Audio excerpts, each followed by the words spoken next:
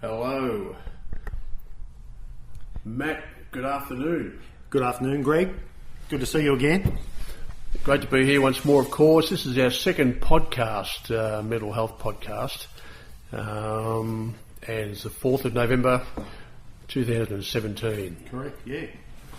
Mate, today's topic, we kicked around what we'd like the second topic to be, and we're kicked around the idea of identity because it's such a broad topic and it means so many things to so many people, and the more discussion we have, the more doors it seems to open, this one. So it's a great topic. I'm really glad that we're able to explore and have a bit of a chat about this today. Yeah, definitely. Identity, it's such a huge subject, as you mentioned. I think it's just such an important kind of, it's a core kind of thing. I think, sense of self. But look, let me just take us way back to the year 1560, 1570. And we have the late Latin of the word identity, which is identitas. Identitas. And I thought you'd find that very interesting. I actually really enjoyed that one, and I think your pronunciation was spot on as well. I'm joking, I wouldn't know, Greg, I wouldn't know. Thanks, mate. I got that information from my Latin resource, my go-to resource whenever I'm, wanting to maybe impress somebody with some Latin. It's dictionary.com, and I get a few recipes from the same site as well. But identity is, look, what is it? What is identity? Our sense of self, a condition of being oneself.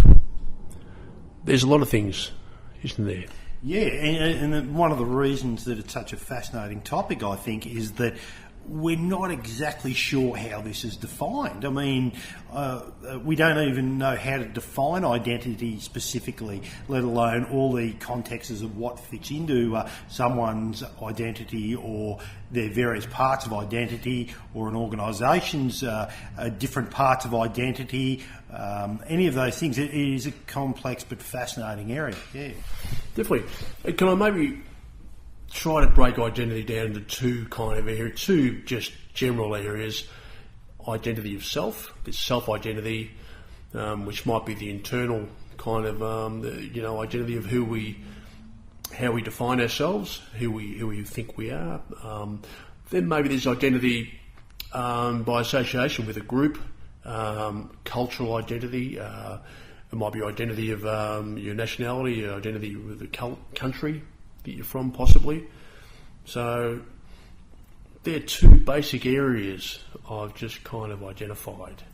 Identity. So just on that, Greg, do you think that it narrows down very much to internal identity and external identity, or is it something broader than that again? Yes, you got the big questions, Matt, to be sure, and I think yes, all of the above. Look, definitely. How do we identify ourselves? What's my identity? For me, look, how do I define myself? And for me, there needs to be some sort of alignment with my values. What do I stand for? What do I believe in? My character traits. What kind of work do I do? Even sometimes a job can often what we do. If you're a plumber, if you're a musician, whatever you do, if you're a footballer, a sports person, that can often be your identity. It can be your interior identity, your sense of self can be, yes, I'm a sports person, I'm a musician, I'm a tradie, but also your exterior, like your association. People will look at you and say, well, there's Matt the tradie, or Matt the footballer, Matt the musician as well. So, but for me, it's kind of I'm most comfortable with my identity when the two of those areas are in fairly much alignment with each other. Like, my sense of self, my sense of identity is in alignment with how I present myself to the world, or how I define myself to the world. So if I'm thinking well, I'm a musician, as you know, so if I'm thinking, okay, I'm a musician inside myself, if that's my sense of self, that's great. But if I'm working, I don't know, as a bricklayer, 6 days a week, and that's where I'm spending most of my time, 50 hours a week, what's my identity then? Am I still the outside world will look at me and say, well, you're the bricklayer, Greg. Well, you play a bit of guitar, do you, mate? That's great. But then my identity might be, well, no, I'm actually really a musician. That's what I want to be. So there can be conflict sometimes of identity with the internal and the external. Possibly. Just a couple of ideas I'm throwing out there, Matt. What do you think? Often I think that's the case, to be quite honest, and maybe more so in the modern world. It's probably very hard to be true to what you are, and harder with even external projections of identity put on people all the time by media, advertising, all of these subtle messages that come through social media and the like. So it's very hard for people to be true to their identity or not question that identity in a frequent way. One of our colleagues asked a really poignant question earlier when we were talking about how we're going to ask questions and go with some of the exploration, I suppose, of identity. Perry asked, basically, do we think identity, whatever it be, is fluid? And I think that's a big question, and I personally believe it totally is, because people change with experiences and circumstances, and beliefs are restructured over time. So I do think that identity is fluid, but we all have so many different sub-identities within ourselves, whether it be cultural, sexual, gender belief, whatever it be. There's so many different internal sub-identities that they are never sitting at one level at any one particular time. I do think they fluctuate greatly. We may not recognise that necessarily at the particular time, but I believe those things do move. That's once again, that's being human. That is people. But whether we're able to accept where we're at a particular time is probably part of the struggle of internal identity. Does that make sense? It makes a feeling that I have.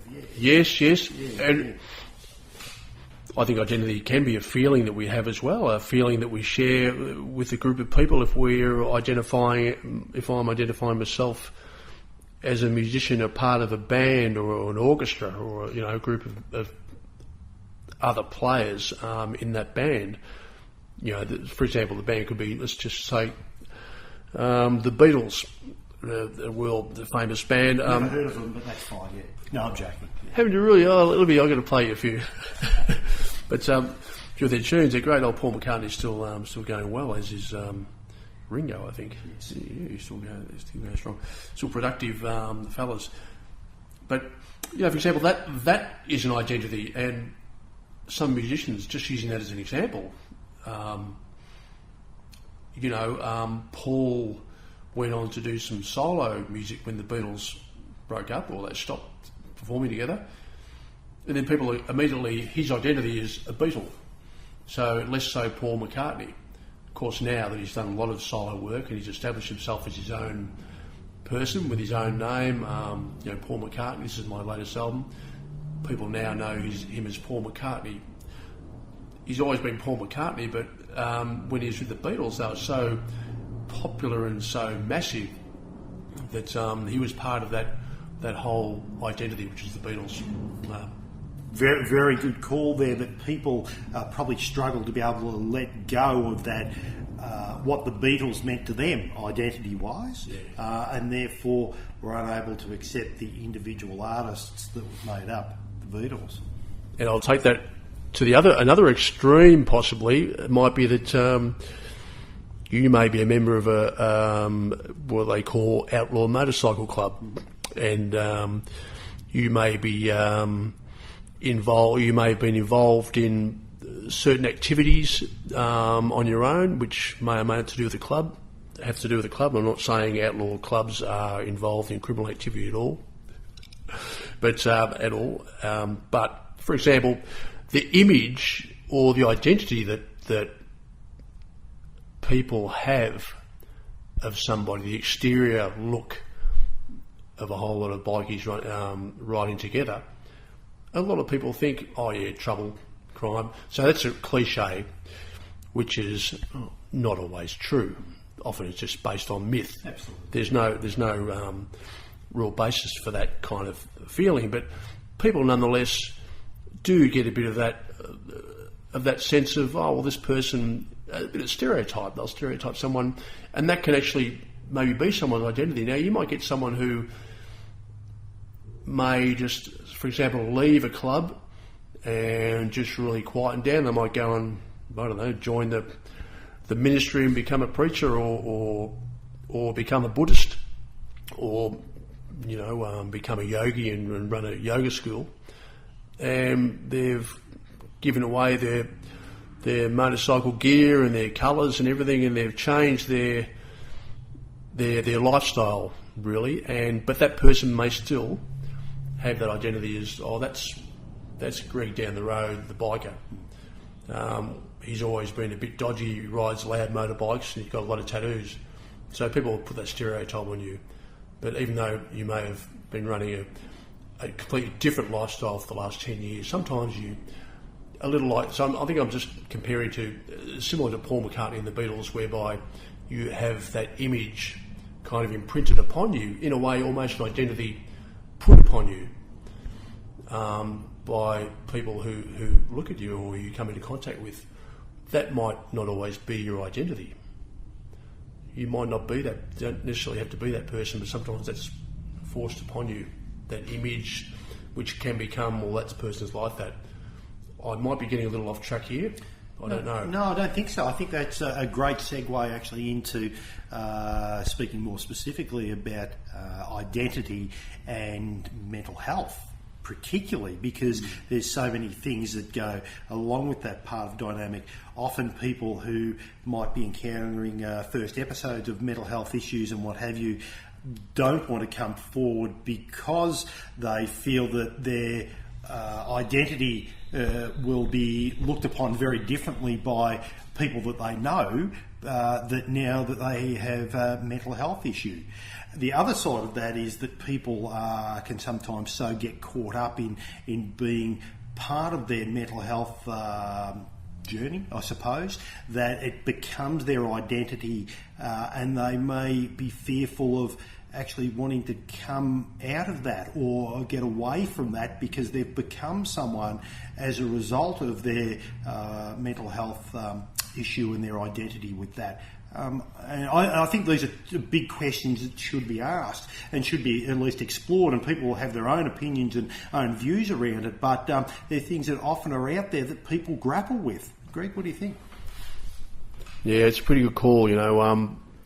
Sometimes our identity can kind of be, through circumstance, as you mentioned, we can become our circumstance in some ways and kind of accept it. Particularly if we don't feel that we have an identity, or we have never kind of asked the question of ourselves, the question being, who am I? Where do I want to go? What do I stand for? What do I believe in? What do I want to do with my life? Some people haven't actually asked those questions. Well, if they have, they haven't really come up with an answer or even set out a path or charted the course forward in the direction of where they might want to go. But yeah, it's very true, and it also brings me to a fellow I know who was struggling with mental health issues quite a few years back.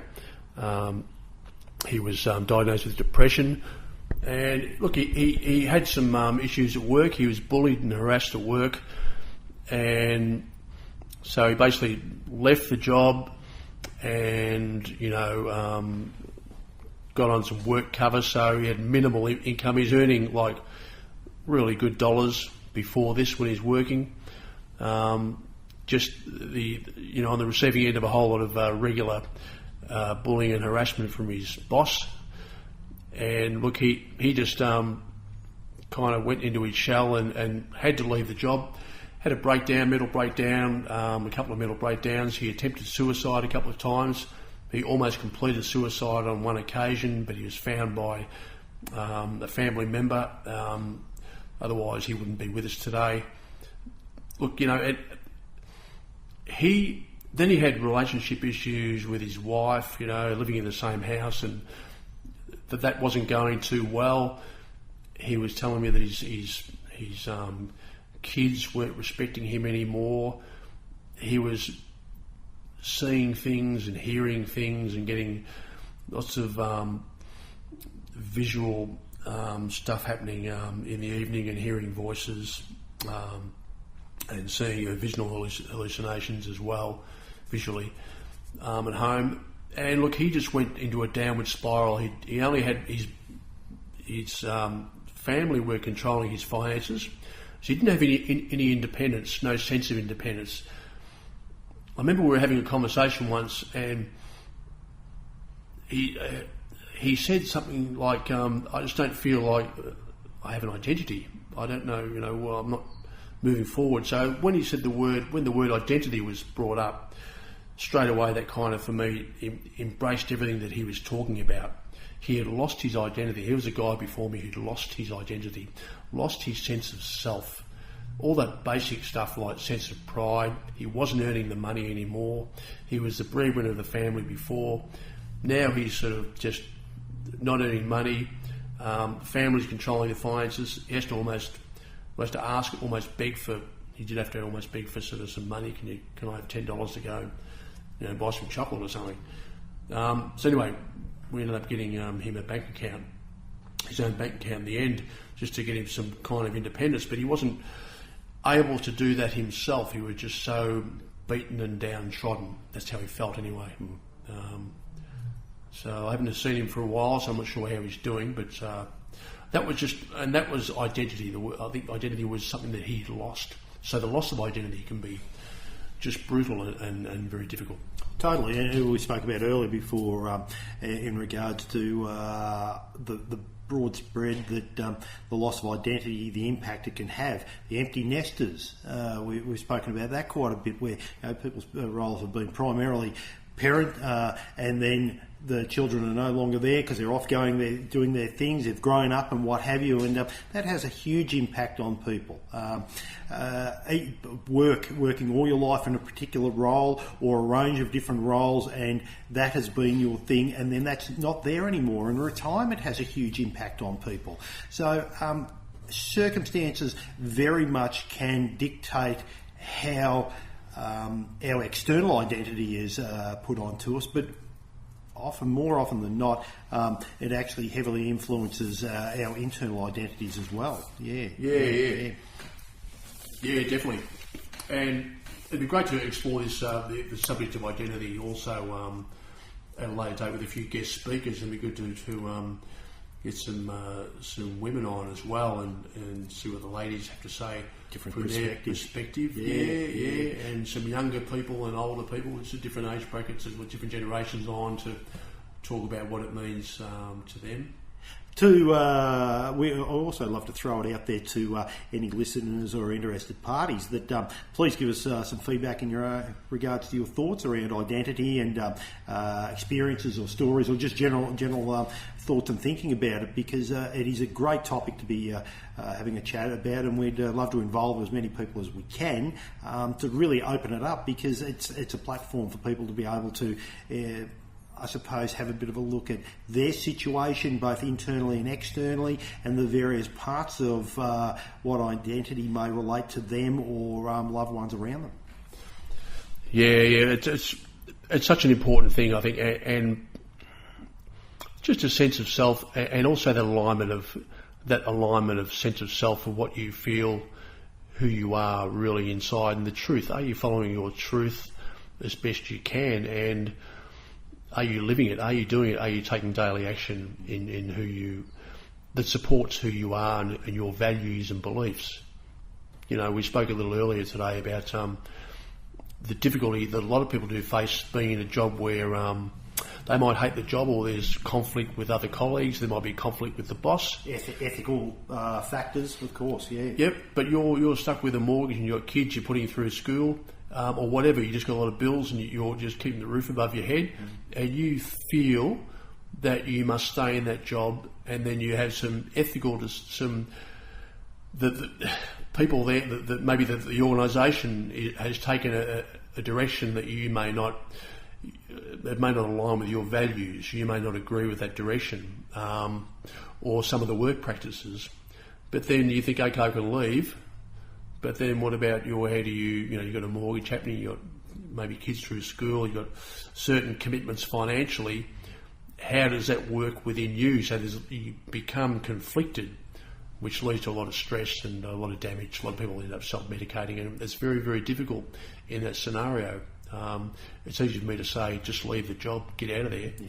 But where do you go from there? And maybe people should, but it's not as easy as that, and there's a lot of things to be considered. And is it always, I suppose, playing devil's advocate, is it always just the situation of that organisation? That may be the same situation in the broader sector that you work in, or it may be just a universal reality of where things are at now. So how do you find value in being able to balance what you may consider a negative in that situation? How do you actually add positive value outside of that space, maybe?